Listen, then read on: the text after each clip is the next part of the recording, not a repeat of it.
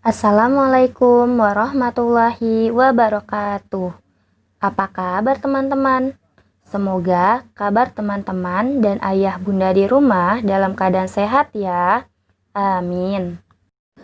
Alhamdulillah, sekarang kita sudah memasuki pembelajaran di semester 2. Hari ini kita akan belajar tema 5, subtema 1, muatan IPA tentang sifat-sifat cahaya. Submateri sifat-sifat cahaya.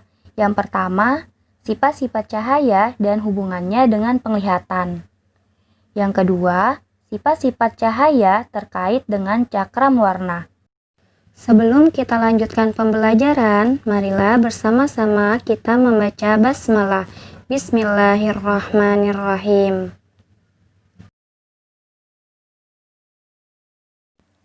Setiap hari kita merasakan manfaat cahaya di tempat terang.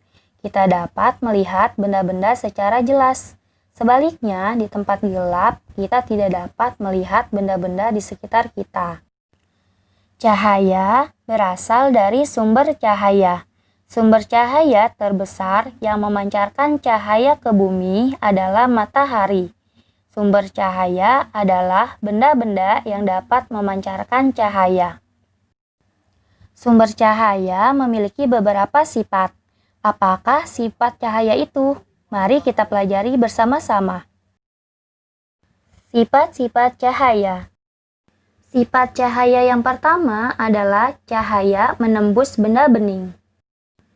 Sifat cahaya menembus benda bening dapat dilihat dari percobaan berikut. Dapat kita lihat, senter dapat menembus gelas dengan permukaan gelas yang berwarna bening. Kemudian, cahaya matahari dapat masuk ke dalam ruangan melalui jendela yang bening. Perlu diingat, cahaya tidak dapat menembus benda yang permukaannya padat atau benda gelap. Contohnya adalah sebagai berikut. Ketika cahaya senter diarahkan ke batu, maka cahaya senter tersebut tidak akan tembus ke belakang batu. Begitu pula dengan cangkir. Ketika ada cahaya mengenai cangkir, maka bagian belakang cangkir tidak akan tembus cahaya. Berdasarkan percobaan tersebut, maka dapat disimpulkan bahwa cahaya mudah menembus benda bening, tetapi sukar menembus benda berwarna atau benda gelap. Sifat cahaya yang kedua adalah cahaya dapat dibiaskan. Untuk pembuktiannya, perhatikanlah percobaan berikut.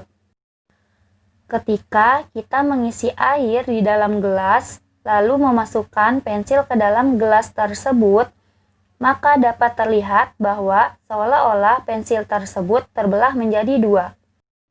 Kemudian, hal ini juga terjadi ketika kita sedang berada di kolam renang. Ketika kita ada di kolam renang, lalu melihat ke bawah, ke arah kaki kita, maka kita dapat melihat seolah-olah kaki kita jaraknya sangat dekat dengan kita. Kedua peristiwa ini merupakan contoh peristiwa pembiasan cahaya. Apabila cahaya merambat melalui medium yang berbeda kerapatannya, maka cahaya akan mengalami pembelokan atau pembiasan. Maka dapat disimpulkan, jika cahaya merambat melalui medium satu ke medium lain yang berbeda kerapatannya, maka rambatan cahaya akan berbelok. Peristiwa pembelokan cahaya ketika melalui dua zat yang berbeda disebut pembiasan cahaya. Sifat cahaya yang ketiga, cahaya merambat lurus. Sifat cahaya yang dapat terlihat dengan jelas adalah merambat dengan lurus. Bukti bahwa cahaya merambat lurus dapat kita amati pada cahaya yang dipancarkan oleh senter atau cahaya matahari yang masuk ke rumah melalui pintu dan jendela. Sifat cahaya yang merambat lurus dapat dilihat pada percobaan berikut. Percobaan tersebut menggunakan 3 karton yang tebal dan juga lilin. Masing-masing karton tersebut dilubangi bagian tengahnya.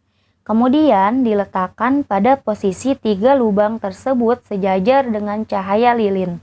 tepat di belakang lubang ketika diperhatikan. Berdasarkan percobaan tersebut, dapat diketahui bahwa ketika posisi ketiga lubang dalam satu garis lurus, cahaya lilin dapat terlihat. Sebaliknya, ketika ketiga lubang tidak dalam satu garis lurus, cahaya lilin tidak dapat terlihat. Maka, dapat disimpulkan bahwa cahaya merambat lurus menyebabkan terbentuknya bayangan dari benda yang terkena cahaya. Sifat cahaya yang keempat, cahaya dapat dipantulkan. Kita dapat melihat benda karena benda memantulkan cahaya yang mengenainya ke mata kita. Mengapa beberapa benda tampak bersinar terang, sedangkan benda lainnya tampak suram ketika dikenai cahaya? Untuk membuktikannya, perhatikan percobaan berikut. Perhatikan, senter diarahkan kepada cermin, maka cahaya senter akan dipantulkan pada permukaan lainnya. Ketika sinar matahari datang, lalu kita arahkan cermin ke sinar matahari, maka saat cermin kamu miringkan menghadap dinding sekolah, maka seberkas cahaya akan tampak pada dinding itu. Hal ini terjadi karena sinar matahari yang mengenai cermin dipantulkan cermin ke permukaan dinding. Kemudian, peristiwa tersebut juga dapat terjadi ketika kamu sedang berdiri di depan cermin. Cahaya matahari yang mengenai dirimu akan dipantulkan ke dalam cermin, sehingga di dalam cermin tersebut kamu dapat melihat tubuh kamu sendiri. Maka dapat disimpulkan bahwa cahaya yang datang pada suatu benda disebut cahaya datang atau sinar datang. Adapun cahaya yang dipantulkan oleh benda disebut cahaya pantul atau sinar pantul. Sifat cahaya yang kelima, cahaya dapat diuraikan. Cahaya dapat diuraikan, dibuktikan melalui percobaan ketika kalian sedang memainkan gelembung sabun. Maka gelembung sabun yang dilihat di bawah cahaya matahari tampak warnanya bermacam-macam. Peristiwa ini merupakan bukti bahwa cahaya dapat diuraikan. Sifat-sifat cahaya terkait dengan cakram warna. Cahaya mempunyai peranan penting dalam proses penglihatan kita. Kita dapat melihat warna dan beraneka bentuk benda karena adanya cahaya. Pernahkah kamu melihat pelangi? Warna apa saja yang tampak pada pelangi? Pelangi terdiri atas 7 warna: merah, jingga, kuning, hijau, biru, nila, dan ungu. Ketujuh warna pelangi tersebut sebenarnya berasal dari satu warna putih cahaya matahari. Warna-warna tersebut timbul karena pembiasan, pemantulan, dan penguraian cahaya matahari oleh tetesan air hujan. Pelangi tampak jika kamu dalam posisi membelakangi matahari, sementara di depanmu terjadi hujan. Cahaya matahari dibiaskan atau diuraikan oleh butir-butir air menjadi warna-warna pelangi seperti yang sudah dijelaskan sebelumnya. Cahaya putih yang terurai akan terlihat warna merah, jingga, kuning, hijau, biru, nila, dan ungu. Bagaimana jika warna-warna tersebut disatukan? Warna-warna tersebut akan menghasilkan warna putih. Kamu dapat membuktikannya melalui percobaan cakram warna. Membuat cakram warna. Hal pertama yang harus diperhatikan dalam membuat cakram warna adalah menyiapkan alat dan bahan. Siapkan karton atau kardus bekas yang sudah tidak terpakai, gunting, lem kertas, kertas warna, atau origami, atau jika tidak ada kertas warna atau origami, boleh menggunakan krayon atau spidol. Yang terakhir adalah menyiapkan tali kasur atau boleh juga menggunakan benang jahit.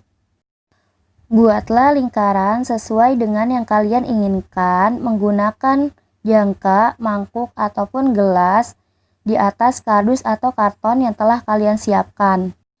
Kemudian potonglah menjadi sebuah lingkaran. Jika sudah berbentuk lingkaran, bagilah lingkaran menjadi 7 bagian yang sama besar menggunakan pensil, dan berilah warna masing-masing bagian lingkaran menggunakan kertas warna atau krayon atau spidol. Buatlah 2 lubang pada bagian tengah lingkaran dan pasangkanlah benang kasur. Membuat lubang tidak tepat di tengah lingkaran, tetapi berilah jarak di tengah lingkaran. Setelah selesai, putarlah cakram itu dengan menarik dan mengulur talinya. Perhatikan apa yang terjadi ketika kalian menarik tali tersebut. Alhamdulillah, selesai sudah pembelajaran pada hari ini.